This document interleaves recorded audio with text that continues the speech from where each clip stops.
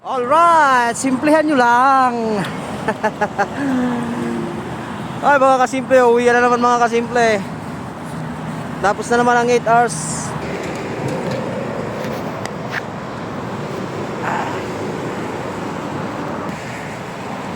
Goods na goods dapat lagi. Okay, tara, let's go.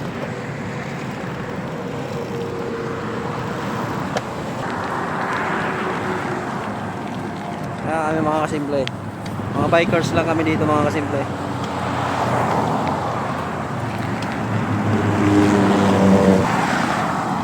Di natin alam mga kasimple kung ilang years tayo dito. Wala pang isang 1 year, nakauwi ka na.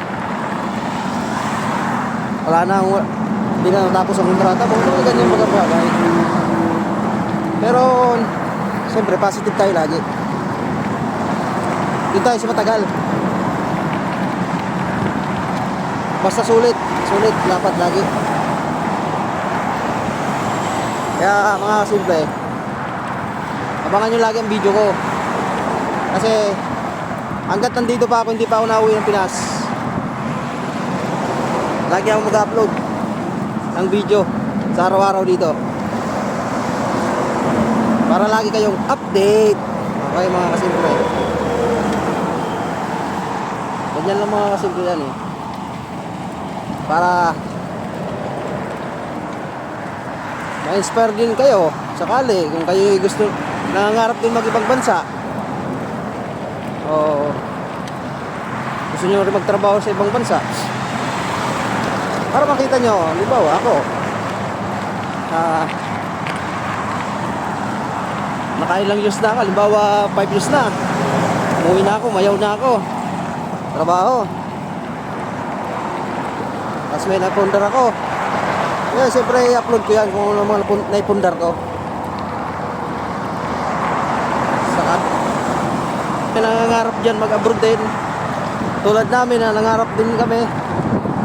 Tulad ko, nangarap din ako mag-abroad na matagal na panahon bago ibinigay sa akin ng Panginoon yung pag-abroad na yan. Pero okay lang kasi di pa naman tayo matanda para di natin nakuha yung pangarap na makapag-abroad.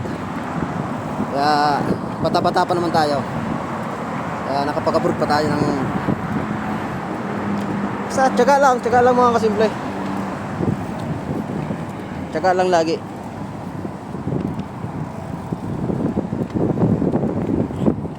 Konting unawa at pasensya mga kasimple, para matupad nyo ang mga pangarap nyo. Kasi sa Pinas, dami natin sakripisyo dyan mga kasimple.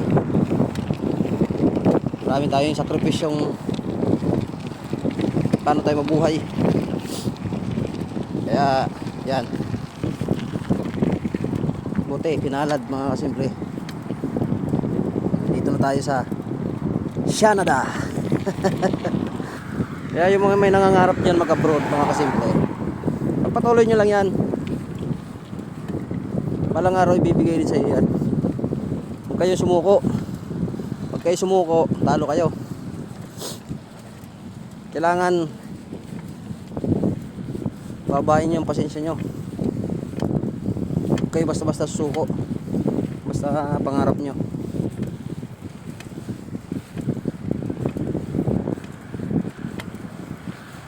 Yun lang mga kasimple. Simplihan nyo lang buhay natin. Yan mo ako, simple lang.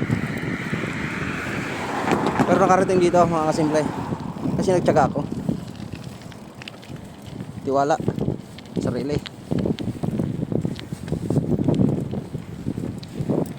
So ayan nga mga kasimple. Dahil ito na muna mga kasimple, ako hinihingal. Bye bye. God bless.